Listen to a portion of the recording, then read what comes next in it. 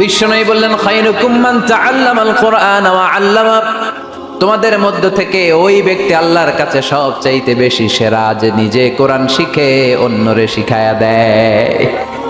আপনি কোরআন শিখলে আপনি সেরা, আবার আপনি যদি শিখায়া দেন তবেও আপনি সেরা। এজন্য কোরআন শিখানোর চেয়ে শ্রেষ্ঠ কাজ হয় না। আপনি যদি কাউরে শুধু সূরা ফাতিহাটা শিখান, কোন সূরা, ওই লোক যতবার জীবনে সূরা ফাতিহা পড়বে তার একটা পার্সেন্টেজ সওয়াব আমলনামায় আপনার আছে না নাই?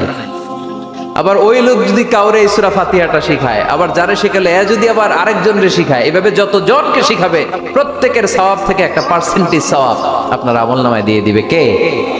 এজন্য কোরআন শিখবো, শিখাবো, শিখবো, শিখাবো। যারা কোরআন জানি না, কোরআন জেনে মরবো। No excuse will be granted that day. সেদিন কোনো অজুহাত আল্লাহ গ্রহণ করবে না। সব পারো, কোরআন পারো না কেন? সবই তো পারো। হিন্দিতে কথা বলতে পারো, ইংরেজিতে কথা বলতে পারো, কোরআন পারলা না কেন? কোনো মাফ করবে আল্লাহ? না।